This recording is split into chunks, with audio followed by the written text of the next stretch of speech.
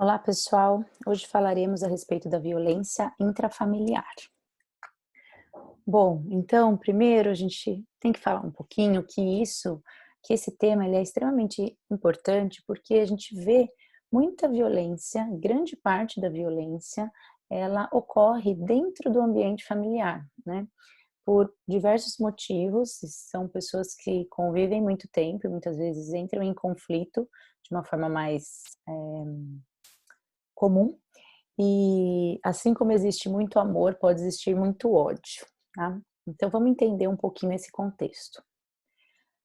Toda ação ou omissão que prejudique o bem-estar, a integridade física ou psicológica e o direito ao pleno desenvolvimento de um membro da família, a gente chama que está tendo uma violência intrafamiliar, tá? Então ela envolve as relações de poder entre os membros da família. Constitui-se de um fenômeno democrático mundial e atinge diferentes classes sociais, religião, idade, grau de escolaridade. Então, é importante que a gente fale que não é porque é uma classe social menos privilegiada, pensando na parte econômica, que ela vai ter mais conflito, mais violência, que ocasione violência do que um local onde tem uma pessoa, uma família que viva muito bem financeiramente falando. Então isso não é sinônimo de calma e de não ter violência na família, assim como uma pessoa muito religiosa que vai frequentemente em locais para orar, para rezar, ela também não quer dizer que ela não pode provocar uma violência ou ser vítima, está sendo vítima de uma violência dentro de casa, tá? Assim como a questão da idade, então a violência ela pode acontecer, normalmente pensando em crianças, dos mais velhos para os mais novos, por uma questão de força, inclusive, mas força e maturidade, mas também a gente pode ter diferença, pode ter um adolescente batendo num idoso, por exemplo, tá? Se isso for uma agressão física. E também o grau de escolaridade também não quer dizer nada, tá? Então, em especial, quem são as pessoas que mais sofrem de violência? As mulheres, e a gente vê muito isso, que mulheres, eh, elas são vítimas de muita violência, principalmente de homens, de maridos, de namorados, de maridos, né, enfim, então isso é muito comum. Crianças e adolescentes, então pelos próprios pais, muitas vezes, que acabam tendo um poder sobre elas e com isso abusam desse poder. Os idosos que pela fragilidade que eles possuem, eles acabam sendo vítimas de violência. A gente até tem programas disso do Ministério da Saúde também, a respeito da violência em idosos, pelo seu número elevado de violência nessa população. Então eles são frágeis, eles muitas vezes estão impossibilitados eh, ou de caminhar, ou de ter seus próprios cuidados, e por isso eles acabam sofrendo violência. E portadores de deficiência. Doentes crônicos, portadores de deficiência, que têm alguma limitação, alguma fragilidade e, portanto, uma vulnerabilidade, eles acabam também sofrendo violência dentro de casa. Quais são os fatores de risco? Então, distribuição desigual de autoridade normalmente pode ocasionar modelo familiar mais violento, quando existe algum membro na família que utiliza álcool ou drogas, quando existem já antecedentes criminais, quando se tem arma em casa ou já foi utilizado a arma para ocasionar algum crime, ou então um comprometimento psíquico dos indivíduos. Então, indivíduos que estão abalados psicologicamente, perturbados, irritados, enfim, né, algo que seja patológico, eles acabam tendo acaba sendo um risco dentro do ambiente familiar. Na classificação física do que é a violência, então na parte física seria aqueles atos violentos que são intencionais, com o uso da força física. Então, quando a gente fala de, por exemplo, agressão física, né? Ele tem o objetivo de lesar mesmo a outra pessoa e pode ou não deixar marcas. Então, talvez não fique tão nítido quanto a gente acreditaria que ficasse, né? Mas muitas vezes deixa. Então, fica uma roxidão por conta de um aperto, uma batida, enfim, tá? Pode resultar na morte até por uma agressão física, a morte da vítima. A violência psicológica, elas vão estar inclusas, né, na verdade, todas as formas de rejeição, depreciação, discriminação, desrespeito, cobranças exageradas e punições humilhantes resultantes em danos no desenvolvimento biopsicossocial do indivíduo, tá?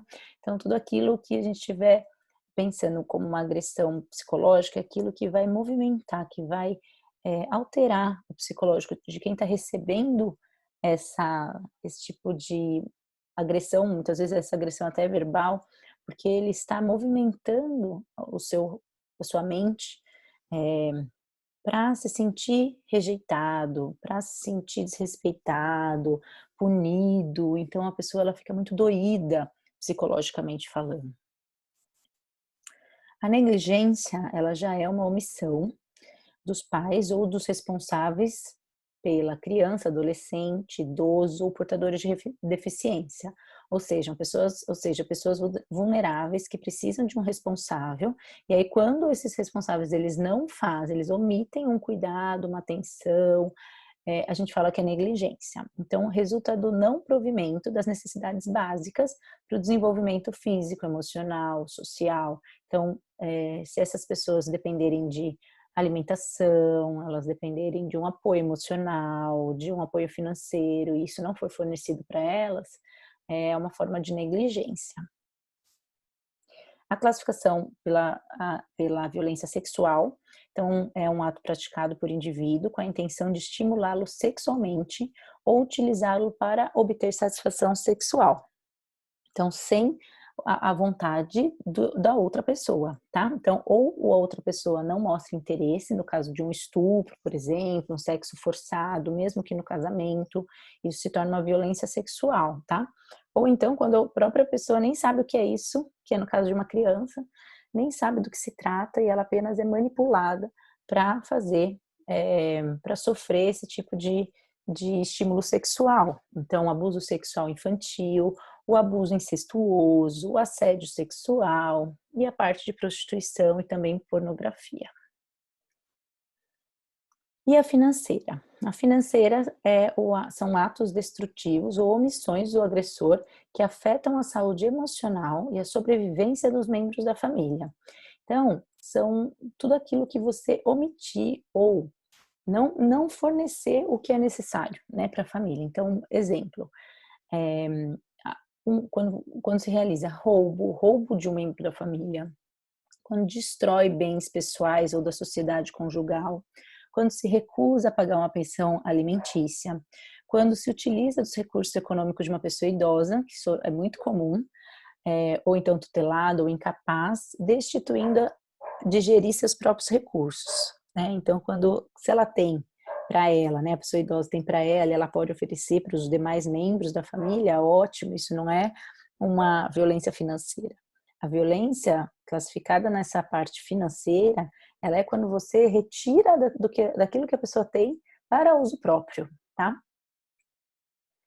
E quais são as manifestações clínicas? Então, vai depender muito de cada situação, de cada tipo de violência e muitas vezes também de quem está sofrendo essa violência, qual é a vítima. Então, por exemplo, em mulheres é muito comum que elas acabem se queixando muito quando a gente conversa, quando a gente faz uma anamnese. Elas também podem apresentar lesões físicas, pode ter aqueles sintomas psicossomáticos, então muitos problemas que acabam somatizando, acabam gerando, né, muita preocupação que acaba gerando outras, uma patologia, somatizando, dando dor do estômago, dor na cabeça, então isso é muito comum. E também o isolamento social, porque ela não quer falar muito do assunto. Muitas vezes ela quer omitir essa situação que está acontecendo em casa. A criança e o adolescente, eles podem ter contusões em várias partes do corpo, de diversos estágios, então pode ter hematoma, pode ter fratura, porque puxa muito, de uma forma muito ríspida, por exemplo, o braço da criança, enfim. Pode ter transtornos geniturinários, pode ter alterações, inclusive na parte, se for mulher, do canal vaginal, ou então tanto mulher não, menina, né? Se for menina ou menino, também pode ter um, um aumento se for uma questão de abuso sexual, uma vermelhidão ao redor do ânus, ou então uma dilatação do ânus. Pode ser que essa criança, adolescente, comece a ter baixo rendimento escolar, comece a não querer comer, então distúrbios do apetite, ou querer comer muito, e pode utilizar até drogas, pensando principalmente no adolescente, né? Então, a fazer abuso de substâncias. Inclusive tentativas de suicídio, que é algo que pode afetar a parte psicológica da criança, adolescente, isso também pode ser uma característica. O idoso, ele tem primeiro uma dificuldade de se perceber de uma forma vitimizado, e ele também pensa a respeito da sua dependência, se assim ele tiver ainda esse discernimento, ele pensa que ele depende do outro, que ele tem dificuldades no cuidado, então muitas vezes ele não denuncia. Então ele se sente culpado em pensar, em denunciar. E aí com isso ele aguenta toda essa situação de agressão, de violência que ele pode estar tendo em casa. Dentre os marcos legais, nós temos a portaria de 2406, número 2406 de 2004, em que entrou a ficha de notificação de violência. Então isso é muito interessante, porque os profissionais de saúde, quando existe uma suspeita, um caso de violência, na verdade, no hospital ou numa UBS, a gente já preenche essa ficha de notificação, e com isso a gente tem mais facilidade de, se denúncia, se verificada a violência, conseguir computar o número de violências que estão acontecendo no Brasil. A Lei Maria da Penha, que protege bastante, né, a questão da mulher, que veio em 2006. A gente também teve a criação de uma rede de serviço sentinela de vigilância de violências e acidentes, que é a Rede Viva, em 2006 também. Nós temos o Conselho Tutelar, e também associado a ele o Juizado da Infância e da Juventude, que trabalham principalmente pensando na violência da criança e adolescente. A gente tem na Lei 10.741 de 2003 a criação do Estatuto do Idoso, e também lá a gente tem leis que protegem o idoso da violência, e também a Promotoria de Atendimento ao Idoso. Bom, espero que vocês tenham gostado da aula. É importantíssimo a gente ter conhecimento sobre os tipos de violência e sempre pensar que uma pessoa que a gente está conversando, um paciente, seja ele de diversas idades e faixas etárias aí, né? Eles podem estar sendo vítimas de violência, e que nós podemos ajudar como profissionais da saúde, ou tanto realizando a notificação, quanto fazendo acompanhamento. Então, é importante que a gente dê esse apoio para essas pessoas que necessitam, e apoiem também a família, pois a gente sabe que todo o contexto familiar ele está envolvido neste processo, e quando a gente fala de violência intrafamiliar, a gente está falando de algo um pouquinho mais complicado, porque a gente está falando de pessoas que até então eram queridas, né, ou são queridas, e ao mesmo tempo estão promovendo essa violência dentro de casa. Então, elas têm que ser barradas, elas têm que ser reorientadas. Então, as medidas têm que ser tomadas a fim de evitar e de minimizar esse tipo de situação, principalmente em pacientes vulneráveis que não sabem como se proteger ou não podem se proteger, como crianças, adolescentes, idosos, portadores de deficiência e mulheres, tá bom? Obrigada, pessoal.